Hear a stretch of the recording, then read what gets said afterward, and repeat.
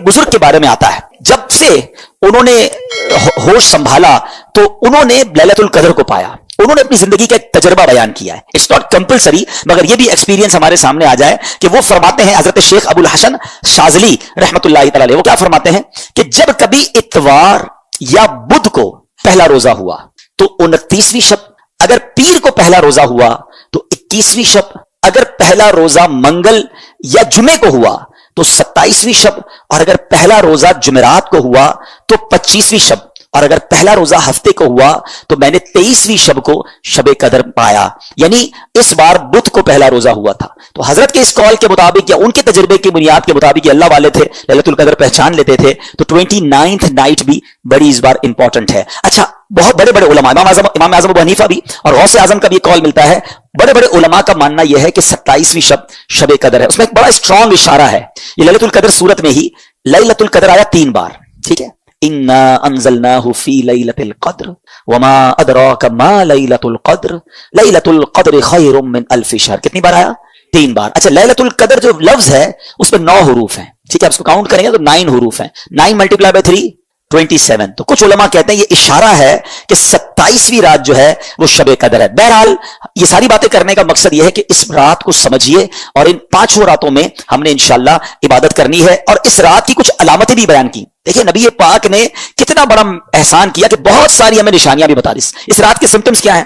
فرمایا کہ حضرت عبادہ بن صامت رضی اللہ تعالیٰ عنہ نے بارگاہ رسالت میں شب قدر کے بارے میں سوال کیا تو پیارے آقا نے فرمایا کہ شب قدر رمضان کی آخری طاق راتوں، آخری عشرے کی طاق راتوں 21 23 25 27 یا 29 میں سے تلاش کرے. اور پھر فرمایا جو اس میں اس رات کی علامتیں کیا ہیں کہ وہ مبارک کھلی ہوئی شب ہوگی. جب شب قدر ہوگی نا، وہ رات بادل نہیں ہوں گے، آسمان پر کلیئر ہوگا وہ آسمان. اچھا، نہ زیادہ گرمی ہوگی اس رات، نہ زیادہ سردی ہوگی، بلکہ یہ رات معتدل یعنی ماڈریٹ ہوگی. اس میں چاند کھلا ہوا ہوگا. شیطان کو آسمان سے ستارے نہیں مارے جاتے. کبھی کبھی آپ دیکھتے ہیں کہ سٹار ٹوٹ رہے ہوتے ہیں نا، نظر آتے، کبھی کبھی نظر آتے ہیں. یہاں تو نہیں، شہر میں، گاؤں میں نظر آتے ہیں. لیکن اس رات کو شیطان کو ستارے نہیں مارے جاتے. اور یہ بھی بتایا کہ اس رات کے بعد جو صبح آتی ہے، اس رات یعنی صبح جو سورج نکلتا ہے وہ بغیر شعاؤں کے طلوع ہوتا ہے. یعنی سورج ایسے نکلتا ہے جیسے 14ویں رات کا چاند ہوتا ہے. تو جو لیلۃ القدر کے بعد کی صبح ہوتی ہے، اس سورج کی بھی یہ نشانی فرمائی گئی. اور بعض علماء یہ بھی فرماتے ہیں کہ اس رات جو ہے سمندر کا پانی میٹھا ہو جاتا ہے. اچھا، یہ ساری نشانیاں تو بیان ہوئی روایتوں میں، کتابوں میں، احادیث میں.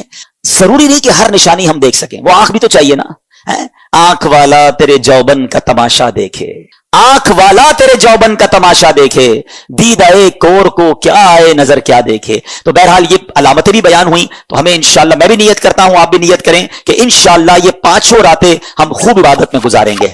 آخری عشرے کی 5 طاق راتوں میں سے ایک رات جو ہے وہ انشاءاللہ لیلۃ القدر ہوگی. اور یہ حدیث پاک سے ہمیں بتایا گیا. کتنی آسانی کر دی ہمارے لیے کہ پورا سال ڈھونڈنے کے لیے نہیں کہا گیا، پورا رمضان ڈھونڈنے کے لیے نہیں کہا گیا، پورا آخری عشرہ بھی ڈھونڈنے کے لیے نہیں کہا گیا. آخری عشرے کی 5 طاق راتوں میں سے ایک رات لیلۃ القدر ہوگی انشاءاللہ عز و جل. اب ان 5 طاق راتوں کو مدنی چل کے ناظرین ٹارگٹ کر لیں. اب وہ کس طرح ہوگا کہ پہلے تو یوں کریں کہ آپ 5 طاق راتوں میں عشاء کی نماز باجماعت پڑھیں اور فجر کی نماز باجماعت پڑھیں. روایتوں میں آتا ہے جو عشاء اور فجر باجماعت پڑھے اسے پوری رات عبادت کرنے کا ثواب ملتا ہے. تو آپ نے پہلے تو کسی صورت، ویسے تو پورا رمضان یہ کرنا ہے لیکن طاق راتوں میں اہتمام کے ساتھ، نمبر 1. نمبر 2، آپ نے پوری تراویح باجماعت پڑھنی ہے ان 5 راتوں میں. تو 2 چیزیں ہو گئی. تیسرے نمبر پہ آپ نے کچھ نہ کچھ قرآن پاک ضرور پڑھنا ہے. ممکن ہو تو ایک پارہ پڑھ لیں، ورنہ سورہ ملک، سورہ رحمان اور سورہ یاسین ان 5 طاق راتوں میں آپ پڑھ لیں. نمبر 4، آپ نے کچھ ذکر و اذکار لازمی کرنے ہیں. مثال دے دیتا ہوں، 1200 بار درود پاک پڑھ لیں، 100 بار کلمہ پاک پڑھ لیں، باقی سبحان اللہ، الحمدللہ، اللہ اکبر کی ایک تسبیح پڑھ لیں. ذکر و اذکار کے لیے بھی ایک سمجھ لیں سلاٹ اپنی بنا لیں. پھر آگے چلے، آپ صلاۃ التسبیح کی نماز الحمدللہ مساجد میں ہوتی ہے، دعوت اسلامی کے مراکز میں بھی ہوتی ہے، صلاۃ التسبیح کی نماز باجماعت پڑھیں. 4 باتیں ہو گئی. 5ویں، آپ کسی بھی دینی اجتماع میں یعنی علم دین کی محفل میں شرکت کریں. ماشاءاللہ دنیا بھر میں دعوت اسلامی کے مراکز میں اجتماعات ہوتے ہیں. مدنی مذاکرہ مدنی چینل پر ہوتا ہے، فیضان مدینہ میں بھی ہوتا ہے، اس میں بھی کچھ دیر آپ شرکت کر لیں. والدین حیات ہیں تو ان کے ہاتھ چومیں اور ان کو کچھ نہ کچھ تحفہ دیں اور ان سے دعائیں لے لیں. اگر حیات نہیں ہے، پاسبل ہے تو قبرستان جائیں اور کچھ دیر کے لیے ان کی قبر پر حاضر دے دیں. سورہ یاسین انہیں انشاءاللہ ان کی بارگاہ میں وہاں جا کر آپ تلاوت کر لیں. اور پھر ایک آخری بات یہ ہے کہ آپ 5 راتوں میں کچھ نہ کچھ صدقہ کریں. ایسی آپ کی حیثیت، آپ 5 لفافے بنا لیں، 100 روپے کے بنا لیں، 500 روپے کے بنا لیں، جس کو اللہ نے وسعت دی ہے، 5000 10,000 25,000 کے جتنے بنا سکتے 5 انویلپ بنا لیں، اپنے ساتھ رکھے. ہر طاق رات کو کسی غریب کو دے دیں، کسی مسکین کو دے دیں، کسی مسجد کے امام صاحب کو دے دیں. نیکی کے کام میں خرچ کرنا چاہیے، دعوت اسلامی یا کسی بھی دینی تنظیم کو دے دیں جس سے آپ کا اطمینان ہے. اب ہوگا کیا کہ یہ 6-7 ویرائٹی والی آپ نے نیکیاں کر لی اور 5 طاق راتوں میں کی، ان میں سے جو رات لیلۃ القدر ہوگی، لیلۃ القدر خیر من الف شہر، آپ کی ہر عبادت ملٹی پلائی ہو جائے گی 1000 مہینوں کے برابر اور اس سے بھی زیادہ۔ اللہ پاک اخلاص عطا فرمائے۔ 84 سال کا وہ بیش بنتے ناظرین، اول تو مجھے اور آپ کو پتا نہیں کہ ہم 84 سال جیئیں گے کہ نہیں، اچھا جی بھی لیں گے تو 84 سال کنٹینیو عبادت تو کر نہیں سکیں گے، لیکن یہ ایک رات ٹارگٹ کر لی تو 84 سال سے کم و بیش 1000 مہینوں سے زیادہ عبادت کا ثواب ہے۔ کاروباری لوگوں کو کہا جائے 5 رات کام کر لو 1 کروڑ میں ملیں گے، اگلا کہے گا 10 پہ 2 کروڑ ملیں گے تو میں 10 راتیں کام کرنے کے لیے تیار ہوں۔ تو یہ تو 5 راتوں میں لائف ٹائم کی نیکیاں ایک طرف اور 1 رات کی نیکیاں ایک طرف ہے، تو پلیز کسی کو ضائع نہیں کرنا۔ ان میں سے بہت سارے کام میری اسلامی بہنیں بھی کر سکتی ہیں کہ وہ اپنے گھر میں بیٹھ کر عبادت میں اور ان تمام چیزوں میں جو کر سکتی ہیں وہ کریں، تاکہ انشاءاللہ اس بار لیلۃ القدر ضائع نہ ہو۔ گھومنے پھرنے کھانے پینے کے لیے زندگی پڑی ہے، یہ 5 راتیں بس میں ہوں اور میرے رب کی عبادت ہوگی۔ واہ، 5 طاق راتوں میں سے 1 رات انشاءاللہ لیلۃ القدر ہوتی ہے جو احادیث میں مضمون ملتا ہے۔ تو میری گزارش ہے کہ ان 5 راتوں کو ٹارگٹ کر لیں۔ پہلے یہ سمجھ لیں کہ لیلۃ القدر 1000 مہینوں سے بہتر ہے۔ 83 سال اور 4 مہینے بنتے ہیں 1000 مہینے، تو میں اور آپ اب تو 83 سال اور 4 مہینے شاید نہ جی پائیں، 1000 مہینے کی عبادت تو کبھی بھی زندگی میں ہم نہیں کر پائیں گے۔ تو ذرا سوچیں کہ کتنا بڑا گولڈن چانس ہے کہ اگر شب لیلۃ القدر کسی نے عبادت کر لی اور وہ مقبول ہو گئی تو وہ 1000 مہینوں سے زیادہ افضل عبادت ہو جائے گی۔ تو میری گزارش یہ کہ ان 5 راتوں میں کچھ کام پابندی سے کریں، آج بھی کر لیں جن کے پاس وقت باقی ہے، اور باقی 4 راتوں میں کریں۔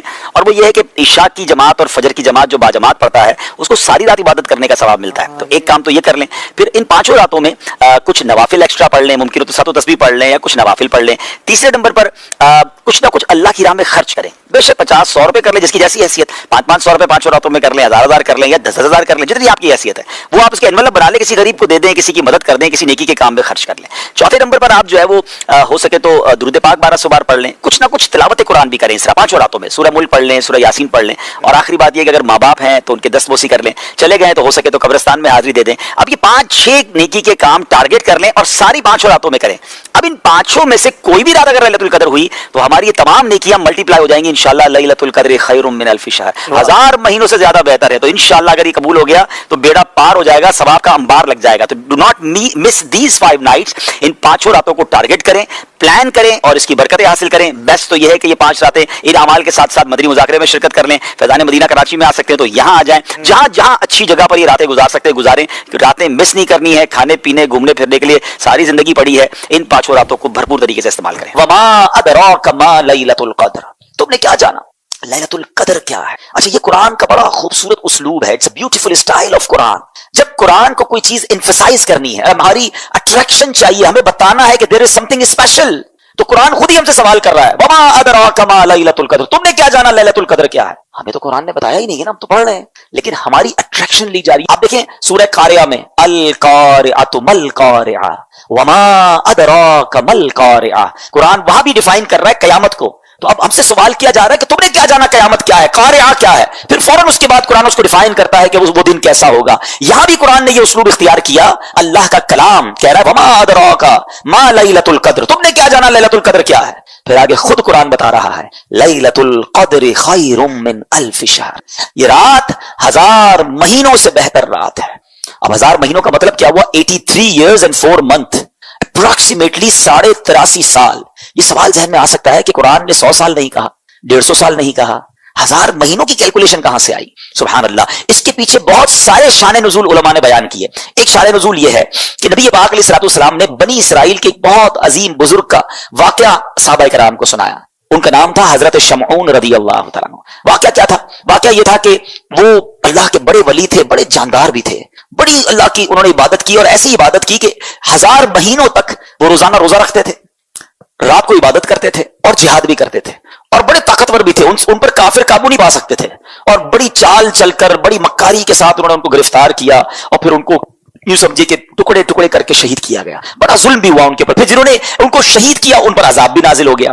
بڑا طویل واقعہ، میں اس کو شارٹ کر کے بیان کیا میں نے۔ اچھا اب جب یہ واقعہ نبی پاک علیہ الصلوۃ والسلام نے صحابہ کو سنایا نا، تو صحابہ کرام علیہم رضوان جو تھے ان کا مائنڈ سیٹ کمال کا تھا، ایسے کمال کے صحابہ ہیں سبحان اللہ۔ اب جب یہ واقعہ سنا، اب آپ نے بھی سنا میں نے بھی سنا، ہمیں تو لگتا ہے کہ یار کتنے بڑے بزرگ تھے ماشاءاللہ، کتنی عبادت کی، کتنا ثواب کمایا۔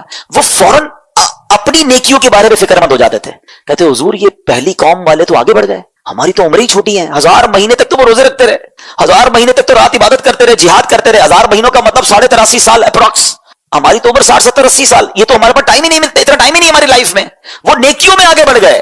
یہ بات بڑی کمال کی جملہ ذرا سمجھیے گا. صحابہ رنجیدہ ہوئے کہ دوسری قوم دوسری جو امتیں ہیں وہ نیکیوں میں آگے بڑھ رہی ہیں, ہم پیچھے رہ گئے. آج ہمارا حال یہ ہے کہ ہم یہ سوچتے ہیں کہ فلاں بنگلہ بڑا بنا لیا اس نے, ہے وہ کاروبار میں آگے بڑھ گیا, وہ پیسوں میں آگے بڑھ گیا, اس کی گاڑی اچھی ہو گئی, اس نے موبائل اچھا خرید لیا, ہم اسی ٹینشن میں رہ گئے.